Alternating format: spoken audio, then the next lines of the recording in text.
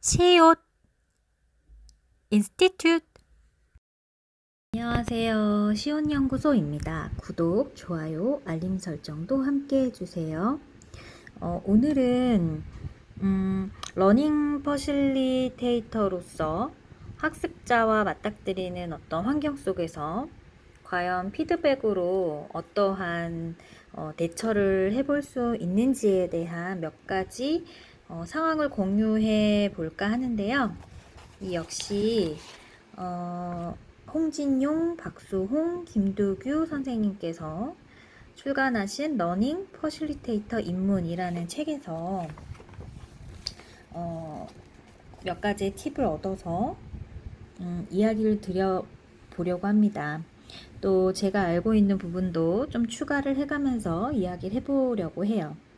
먼저 학습자가 자신이 잘하는 분야에 대해서만 학습 과제를 담당하려고 할 때 러닝 퍼실리테이터로서 어떤 피드백을 줘야 할까에 대해서는 문제 해결 자체보다 문제를 통해 학습을 하도록 하는데 목적이 있으니까 학습자가 잘 모르는 분야의 학습 과제를 담당하도록 안내를 해라, 이렇게 나와 있는데요.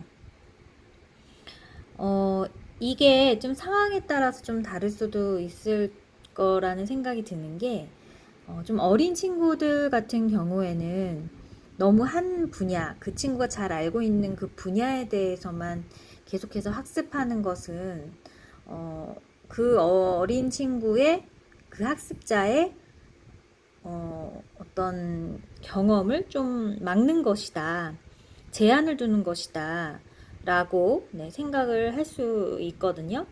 그런데 좀 성인, 대학생 이상의 좀 성인들이 자신이 잘 아는 분야에 대해서 과제를 담당하려고 할 때에는 오히려 그 내용을 잘 알고 있는 그 학습자, 성인 학습자에게 그 부분을 이제 맡기는 것도, 제가 봤을 때는 이 러닝 퍼실리테이터로서 좀 피드백을 줄 수 있는 방법이 되겠다라는 생각이 들어요. 그래서 이 첫 번째 상황인 학습자가 자신이 잘하는 분야에 대해서만 학습 과제를 담당하려고 하는 이 상황에서는 연령이 몇 살이냐에 따라 어린 친구들 같은 경우에는 더 많은 경험을 쌓아야 되니까 너무 자기가 알고 있는 부분 쪽으로만 치우쳐서 과제를 담당하는 것은 좀 좋지 않은 피드백이지만, 성인이 되었을 때에 자신이 잘 아는 분야에 대해서 과제를 담당하려고 하는 것은 그 사람이 가지고 있는 정보를 공유한다는 차원에서 오히려 추천을 해볼 수도 있다라고 저는 이야기 드리고 싶고요. 두 번째 상황은 지위나 계급에 의한 위계적인 학습 분위기가 형성될 때라고 나와 있는데, 여기에서는 모든 학습자가 이제 동등한 위치에 있음을 강조를 한다라고 이야기를 하고 있어요. 저 같은 경우에는 위계적인 학습 분위기가 형성된다면 농담으로라도 좀 분위기를 좀 풀 필요가 있는데요. 뭐 예를 들어서 과장님이 계셔서 우리 말씀을 하기가 굉장히 어려운 분위기가 만들어진 건 아니죠? 라든지, 아니면 과장님은 우리 구성원들이 과장님의 어떤 눈치를 보지 않고 이야기를 하시기를 원하시는 거죠. 뭐 등등의 좀 농담을 섞어서 분위기를 좀 화기애애하게 만들어 놓고 나서 우리는 그런 학습 분위기 속에서 팀 이런 회의를 하기가 굉장히 어려움을 설명을 하고, 그리고 익명으로 아이디어를 제출한다거나 아니면 뭐 익명 투표로 뭐 보팅을 한다든지 뭐 이런 방법들을 선택할 수 있을 것 같습니다. 세 번째 상황으로는 일방적으로 토론이 이루어질 때라고 되어 있는데요. 이 책에서는 다른 팀원들도 의견을 제시하도록 독려를 한다. 토론 방법으로 익명그룹 기법이나 6색깔 생각의 모자 기법을 사용하도록 안내한다 라고 되어 있는데, 저 같은 경우에는 너무 일방적인 토론이 이루어질 때는 그 일방적으로 토론하는 그 구성원들을 잠시 제안을 하고 그 토론을 보면서 참여자들의 눈빛이나 행동을 보면 저 친구는 뭔가 생각하고 있구나, 이 친구는 뭔가 준비하고 있구나, 하지만 내뱉지 못하고 있구나, 그런 생각이 드는 이제 많은 학습자들을 만나다 보면 그런 느낌이 들거든요. 그래서 그런 분들에게 순서를 주도록 저는 합니다. 그 이외에 또 방법이 있을 것 같습니다. 네 번째 상황으로는 학습자 간 정보 공유가 부족할 때라고 나와 있는데요. 이게 좀 사실 러닝 퍼실리테이터로서 학습자 간의 정보 공유가 부족할 때가 가장 러닝 퍼실리테이터로서는 내가 어디까지의 선을 넘지 말아야 될지에 대한 그 경계를 좀 규정 짓기가 어려운 상황인데요. 여기 러닝 퍼실리테이터의 피드백으로 본다면 학습자 스스로가 훌륭한 학습 자원임을 상기시켜준다. 뭐 혹시 뭐뭐에 대해 설명할 수 있는 사람 또는 뭐뭐에 대해 경험이 있는 사람 등의 질문을 한다. 게시판이나 SNS를 통해 정보 공유 활동을 활성화하도록 한다.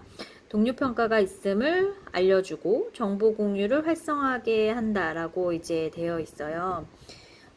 저 같은 경우에도 이와 비슷한 방법을 사용을 할 것 같은데, 먼저 정보 공유에 대해서 학습자, 그러니까 참여자들에게 우리가 오늘 해야 되는 회의의 주제에 관한 대략적인 어떤 개요를 회의 전에 미리 공지를 하고 그에 대해서 좀 알아올 수 있도록 이야기를 하고, 좀 어린 친구들 같은 경우에는 사전 자료 같은 걸 통해서 좀 집에서 읽어보고 올 수 있도록 하는 사전 준비들이 좀 있으면 좋을 것 같고요.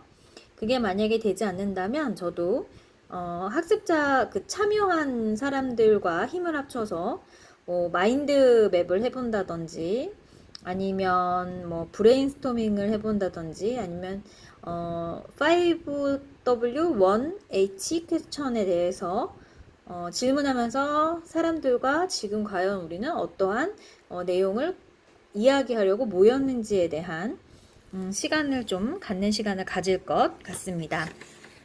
다섯 번째로는 학습자가 토론에 지나치게 우위를 차지할 때라고 되어 있는데, 이거는 이제 전에 나왔던 상황과 좀 비슷한 거죠. 일방적으로 토론이 이루어질 때 뭐와 비슷한 상황인 것 같은데, 여기에서는 다른 학습자를 토론에 끌어들인다. 팀 역할 분담 시 비판자 역할을 담당할 학습자를 정하고 이 학습자가 비판적 발언을 공식적으로 하게 한다. 그 학습자 의견에 반대되는 의견은 없는지 등을 질문한다 라고 되어 있어요. 그래서 이 앞에서와의 차이점은 너무 이렇게 구성원 중에서 뭐 몇 명은 하지 않고 몇 명들만의 토론이 이루어질 때는 아까 이야기했던 그 상황이지만, 여기에서 나오는 것은 한 명의 학습자가 지나치게 굉장히 막 발언을 많이 하는 경우에 대한 이야기를 하고 있는 것 같은데, 저 같은 경우에는 반대되는 의견이 없는지에 대한 질문보다는 앞에서 우리가 이야기했던 그 토론에서의 피드백처럼 다른 친구도 한번 발언할 수 있는 기회를 드리겠습니다. 뭐 잘하고 못하고가 없고 자신의 생각이 어떤 건지를 어필을 해서 이 회의에 더 많은 정보가 공유될 수 있도록 더 많은 이야기로 리스크가 적은 합의를 도출할 수 있도록 도와주시기 바랍니다. 등의 발언으로 한 학습자의 토론의 우위성을 조금 잠재울 필요는 있다라고 저도 보여집니다. 그 다음 상황으로는 수줍어서 학습활동에 소극적인 학습자가 있을 때는 여기 책에서는 그 학습자를 위축시키지 않고 배려받는 느낌을 주면서 학습활동에 적극적으로 참여하도록 유도한다. 좀 더 개방적인 위치로 자리 배치를 바꾸어 준다. 이렇게 되어 있는데요. 되게 어려운 상황인 것 같아요. 수줍어서 학습활동에 소극적인 학습자가 있을 때. 저도 사실 학습자의 어떤 성향을 보았을 때 굉장히 소극적이고 좀 부끄러움을 많이 타는 학습자, 참여자라면 쉽게 그 사람에게 뭘 시켜보지는 좀 못하는 스타일이고, 그 사람이 잘 따라오는지를 좀 지켜보고 나서 후에도 너무 발표를 안 했다고 했을 때 이제 분위기가 좀 많이 무르익고 어떻게 하는지도 좀 감이 좀 오는 그런 시기쯤 되었을 때 한번 얘기해 보지 않겠어요? 너무 궁금한데요. 어떤 생각을 하고 있는지 들어보고 싶네요. 라고 좀 부드럽게 네, 권해서 청해서 네, 이야기를 들어볼 것 같습니다. 다음 상황으로는 무임승차 학습자가 있을 때 여기에서는 무기명 등록평가가 있으면 알려준다. 개인적으로 피드백을 주어 러닝 퍼실리테이터가 인식하고 있음을 표시한다. 저와 좀 비슷한 생각을 가지고 있는 게 두 번째인데요. 너무 이제 열심히 하지만 부끄러워하는 사람은 좀 나중에 발표를 시킴으로써 그 사람에 대한 성향을 인정해주면 되는데, 이렇게 애시당초 자기는 그냥 이렇게 듣다가 다른 사람 이야기에 좀 묻어서 가려고 하는 사람들이 있고, 아예 처음부터 그냥 끝까지 묻어가려고 하는 사람들이 있는데, 이런 사람들이 나오지 않게 하기 위해서는 저 같은 경우에는 한 명 한 명씩은 다 발표를 시켜보겠다라고 이야기를 합니다. 그리고 또 앞에서 나왔던 이야기를 이야기하는 경우에는 그걸 똑같이 이야기하기보다는 조금 더 하나라도 살을 더 보태서 이야기할 수 있도록 좀 몇 가지의 사례를 좀 준비해 달라, 이렇게 네, 이야기를 제시할 것 같고요. 그 다음에 토론의 핵심을 찾지 못하고 헤매고 있을 때 여기에서는 잠깐 쉬었다가 진행을 해보도록 한다. 토론 도구를 사용하도록 안내한다. 익명그룹 기법이나 뭐 친화도법이나 아니면은 피시본, 어골도를 사용해서 분석을 한다, 이렇게 나와 있는데, 토론이 이미 시작이 되었는데 핵심을 찾지 못하고 헤매고 있다면 사실 잠깐 쉬는 시간을 좀 갖고 팀을 나누어서 지금 우리가 하고자 하는 목표에 맞지 않는 근거들이라든지 정보들이 있다면 파킹랏, 그 주차장에다가 좀 그 아이디어를 빼라, 이런 시간을 좀 따로 주고 다시 시작할 것 같습니다. 그 다음 상황으로는 토론이 집중되지 않고 패가 갈리고 있을 때 라고 나와 있는데요. 여기에서 러닝 퍼실리테이터는 사회자에게 패가 갈리고 있음을 인식시키고 사회자를 중심으로 의견을 조율하도록 한다. 6색깔 생각모자 기법을 사용해서 역할 발언을 통해 객관적인 토론이 되도록 한다, 이렇게 나와 있는데, 이 지금 말에는 토론이 진행되지 않고 그 안에서의 어떤 세력으로 인해서 그 팀이 이렇게 갈라지고 있는 경우, 그러니까 그 사람이 근거를 잘 들어서 그쪽으로 이제 내 생각이 기운다라기보다는 어떤 기업 내의 어떤 정치적인 그런 어떤 분위기 때문에 내 생각이 저 생각이 아니어도 저쪽으로 갈 수밖에 없는 그런 상황이 연출됐을 때를 말하는데요. 이때 러닝 퍼실리테이터는 사회자에게 패가 갈리고 있음을 인식시키고 사회자를 중심으로 의견을 조율하도록 한다. 6색깔 생각 모자 기법을 사용해서 역할 발언을 통해 객관적인 토론이 되도록 한다, 라고 되어 있는데, 저 같은 경우에는 이게 토론이라는 게 이제 찬반 토론이 있잖아요. 찬반 토론이 있기 때문에 이 찬성과 반대 입장에서 이야기를 하고 있는 사람을 잠깐 휴식을 하고 나서 좀 다시 섞을 것 같습니다.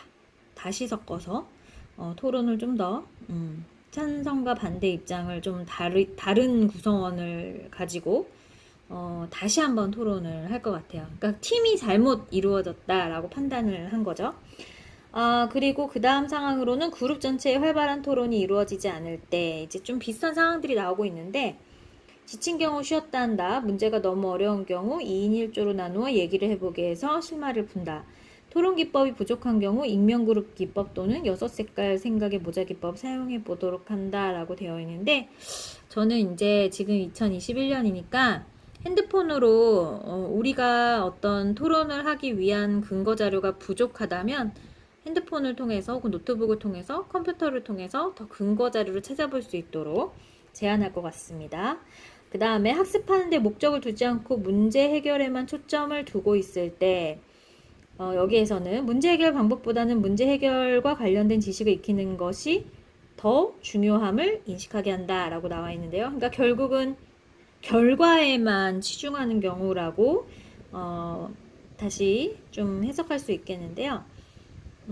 어떻게 가든 결과만 잘 나오면 돼 라고 생각이 들지 않게끔 아이디어 발산이나 수렴에 필요한 기법들을 저는 굉장히 많이 사용해 볼 것 같습니다. 그래서 과정에 충분하게 참여를 해야지 결과가 나올 수 있는 플랫폼을 만들 것 같아요. 이번에는 토론이 막혀 더 이상 진행되지 않을 때, 이것도 앞에 거랑 좀 비슷한데 활발한 토론이 이루어지지 않을 때와 마찬가지로 저는 핸드폰이나 컴퓨터를 활용해서 정보를 더 찾아볼 수 있도록, 근거 자료를 더 찾아볼 수 있도록 할 것 같고요. 학습과제 수행 결과 토의의 어려움을 겪을 때 러닝 퍼실리테이터 피드백으로 학습한 과제에 대해 다음과 같이 체계적으로 정리해 보도록 한다. 알게 된 사실, 이해가 안 되는 거, 더 알고 싶은 거 이렇게 정리해 보라고 하는데, 이제 토의의 어려움을 겪는다는 거는 사실 뭐 여러 가지가 있을 수 있겠지만 너무 목소리 큰 사람의 쓸려서 근거를 제시하기도 전에 이야기가 좀 이제 말살되는 경우들도 있을 것이고, 그리고 또 토의 내용이 너무 없어서 너무 당연한 아이디어들만 남아서 뭔가 이것에 대해서 뭐 이야기를 계속 해야 할 거리들이 없을 수도 있을 것이고, 굉장히 다양한 형태가 있을 것 같은데, 일단은 토의의 그 과제에 맞는 정보들이 충분히 있는지를 좀 파악을 할 것 같고요. 그리고 이제 너무 목소리 큰 사람 쪽으로 토의가 흘러가고 있을 때에는 좀 돌아가면서 이야기를 해본다든지, 아니면 앞에서 나왔던 육색 사고 모자 기법 같은 걸 통해서 뭔가 좀 내용을 한번 훑고 나서 시작을 한다든지, 이렇게 기법들을 좀 사용해 볼 것 같습니다. 마지막 상황으로는 학습 결과 발표 내용이 부실할 때인데요. 여기서는 러닝 퍼실리테이터가 내용 전문가인 경우 보충 설명을 해준다. 러닝 퍼실리테이터가 내용 전문가가 아닌 경우 발표 시간에 맞춰 내용 전문가를 초빙해서 보충 설명이 될 수 있도록 미리 조치를 취한다. 이렇게 나와 있는데요. 저 같은 경우에는 이 두 번째를 활용을 할 것 같기는 해요. 만약 여력이 된다면, 그 기관에서 여력이 된다면 오늘 주제에 맞추어서 좀 전문가가 우리에게 해줄 수 있는 좀 다양한 정보를 미리 이 퍼실리테이션이 진행되기 전에 한번 강의식으로 앞서 내용을 좀 풍부하게 해줄 수 있는 강사를 초빙할 것 같고요.